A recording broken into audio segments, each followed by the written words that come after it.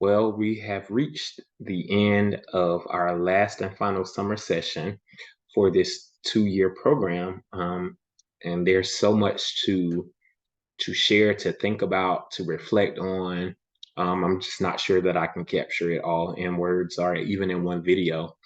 But to answer the questions that have been said before us, I will say the standards that I've already had an opportunity to work in and develop in is strategic leadership being the first one, being able to be a part of our sit retreat, being able to even review our sit plans and action steps and action plans that are within the sit plan have definitely proven as a valuable tool, as I have been deemed our progress monitor for our sit plan this particular school year, or our SIP. um, the second standard I would say is HR leadership.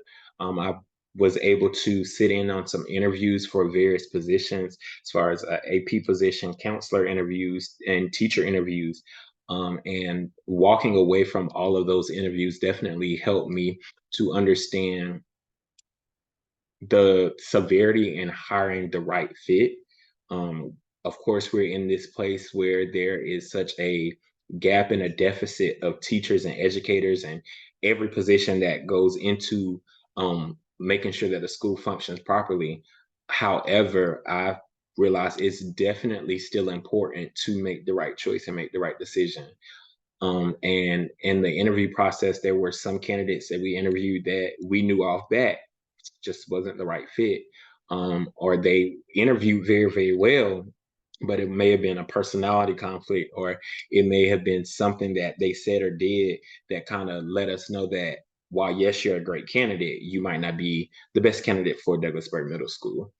So that was exciting, being able to not just be a part of those interviews, but being the liaison for contact and references, and even reaching out to possible candidates when we were actively searching to fill positions. And the last standard I'll say that I had an opportunity to work in is the cultural leadership.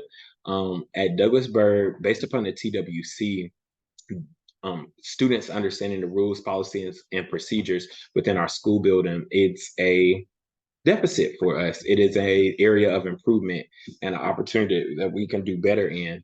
And so, with that being said, I was able to sit with the other administrators and have a conversation about how we were going to handle discipline this particular school year. We were able to sit down and identify what the minimum consequences will be for each offense that is typically popular, or typically the most write-ups come from this particular area, these areas, or whatever the case may be. And after we sat down and had that conversation, I was charged with beautifying that information and putting it into one matrix, which will be posted within all of the classrooms within the building.